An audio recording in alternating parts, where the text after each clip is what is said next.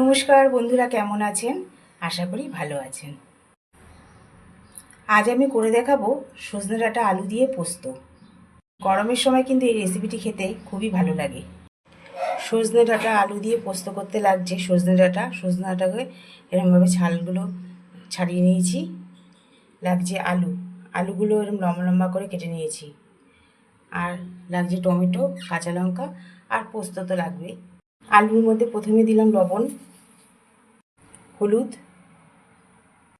লবণ আর হলুদ দিয়ে আলুটাকে ভালো মতো মেখে রেখে দেবো 10 মিনিট মতো। এবার 10 মিনিট রেখে দেবো যাতে আলুর থেকে জলটা বেরিয়ে যায়। যেহেতু 200 গ্রাম সজনে ডাঁটা আছে, 200 গ্রাম আলু আছে, তাই একটু পোস্তটা বেশি করে নিতে হয়েছে।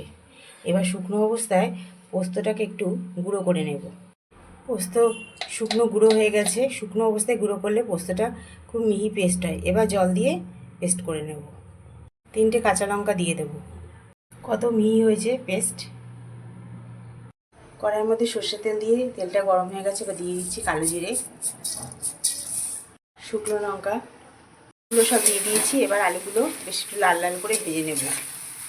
লাল মতো ভাজা হয়ে গেছে। এবার আলুগুলো তুলে নেব।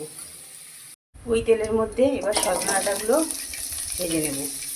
সজনে ডাঁটা কিন্তু বেশিক্ষণ ভাজবো না, এই 3-4 সেকেন্ড মতো ভেজে নেব, যাতে কাঁচা গন্ধটা চলে যায়। সজনে ডাঁটাগুলোকে এবার তুলে নেব। এগুলো ভাজা হয়ে গেছে। এখন আর এর মধ্যে তেল দেবো না, এই অল্প তেলের মধ্যেই দিয়ে দেবো টমেটোগুলোকে একটু নরম হতে দেবো। একটু নরম হয়ে গেছে। এবার এর মধ্যে পোস্ত পেস্ট দিয়ে দেব। পোস্ত দেবো, লবণ, এর মধ্যে আর হলুদ দেবো না। এবার এই পোস্তটাকে একটু কষিয়ে নেব টমেটোর সাথে। পোস্তটা অনেকটা কষানো হয়ে গেছে। এবার এর মধ্যে দিয়ে দেবো সজনে ডাঁটাগুলোকে একটু কষিয়ে নেব পোস্তর সাথে। সজনে ডাঁটা কষানো হয়ে গেছে। একটু মিষ্টি দিয়ে নিলাম। দিয়ে দেবো জল, অল্প করে জল দেবো আলু, ভেজে রাখা আলুগুলো যদি আগেই দিতাম আলুগুলো একদম গলে যেত, কারণ আলুগুলো একদম ভেজে অনেকটাই নরম করে নেওয়া হয়েছে। এবার আলুটাকে পোস্ত আর ডাঁটার সাথে মিশিয়ে দিচ্ছি। আর 2-3 মিনিট রেখেই নামিয়ে নেব।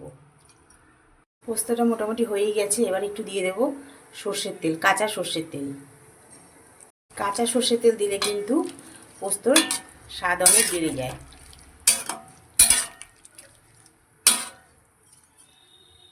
গরমের সময় নিরামিষ দিনে কিন্তু এই সজনে ডাঁটা আলু পোস্ত দিয়ে বেশ ভাত খাওয়া হয়ে যায়।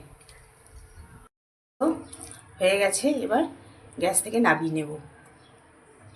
সজনে ডাঁটা আলু পোস্ত আমার রেডি। এটি একটি নিরামিষ রেসিপি। আর আমার এই রেসিপিটি যদি আপনাদের ভালো লেগে থাকে তবে একটি লাইক, কমেন্ট, শেয়ার এবং আমার চ্যানেল মনের ইচ্ছেকে সাবস্ক্রাইব করার অনুরোধ রইল। আজকের মতো এই পর্যন্ত। আবার আসবো নতুন কোনো রেসিপি নিয়ে। আপনারা ভালো থাকবেন, সুস্থ থাকবেন।